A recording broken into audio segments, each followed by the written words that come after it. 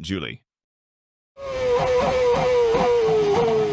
To begin, Julie is a Toro Rosso STR-03, and it's based on a Red Bull RB3 chassis with a Ferrari engine.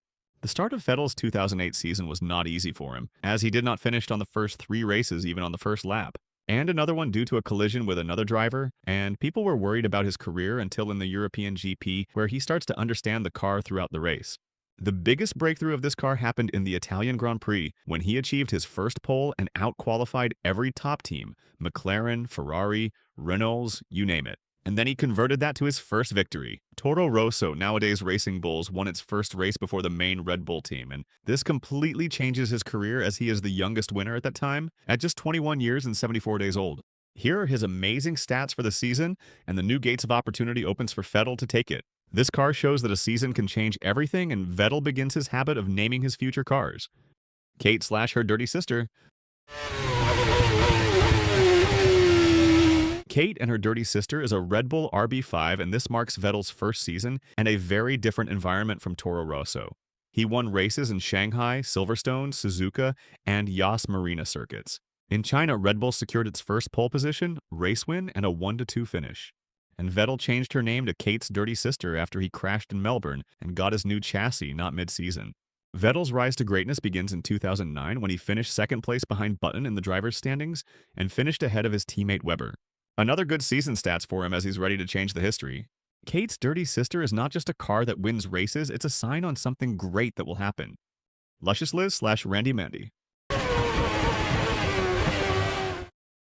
Lucius Liz/Randy Mandy is a Red Bull RB6, and this is the start of the first Red Bull domination, and Vettel changed her name to Randy Mandy after a chassis change in Monaco Grand Prix. However, it didn't start easy in Bahrain. As Vettel was leading the race most of the time, a mechanical issue occurred and gave Alonso the win. The tension rises later in Turkey, as when the car was fast, both teammates had a different plan. A crash. That creates pressure, chaos, and immaturity. Anyways, Vettel won races in Suzuka, Sepang, Valencia, and Sao Paulo. And then, it all comes down to 5 drivers, and the showdown starts in Abu Dhabi. Due to a crash between Schumacher and Luzzi, the safety car was out. Basically, Alonso pitted on lap 15 to cover Webber, but he is stuck behind Petrov most of the race, which he threw his lead and passed it to Vettel.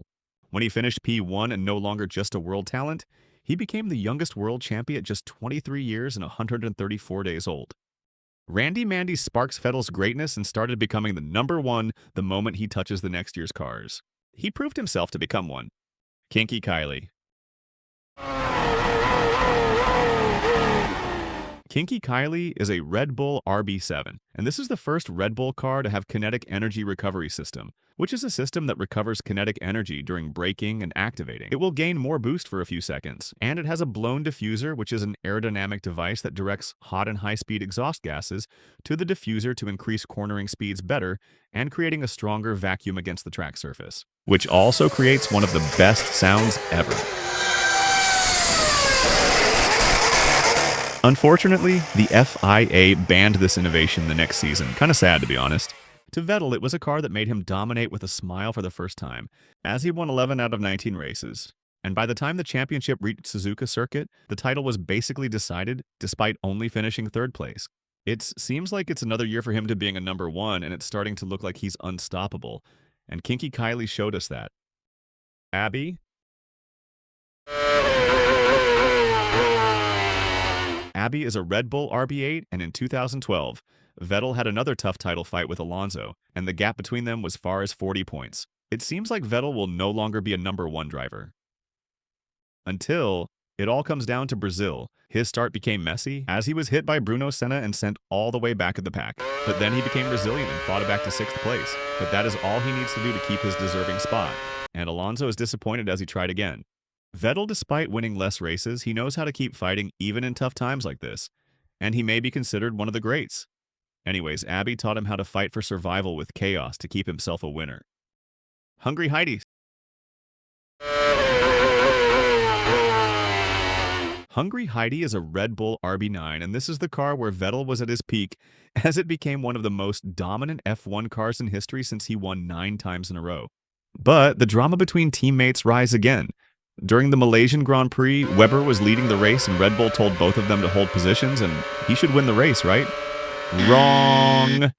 Vettel overtook Webber to win the race, and this is called the Multi-21 controversy. This is the main highlight of the 2013 season since even the cars dominating the field, the competition heats up sometimes.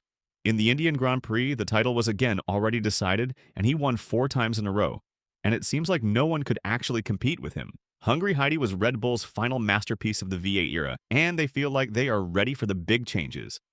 Susie. Susie is a Red Bull RB10 and the first Red Bull car with new engines and new rules.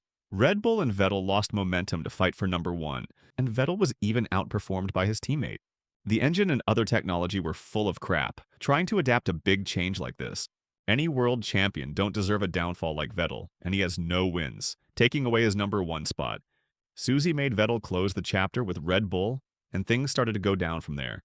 The spark of fire had burned out, and Vettel will find a way to reclaim that spot again. Anyways, that is all of the Vettel's Formula.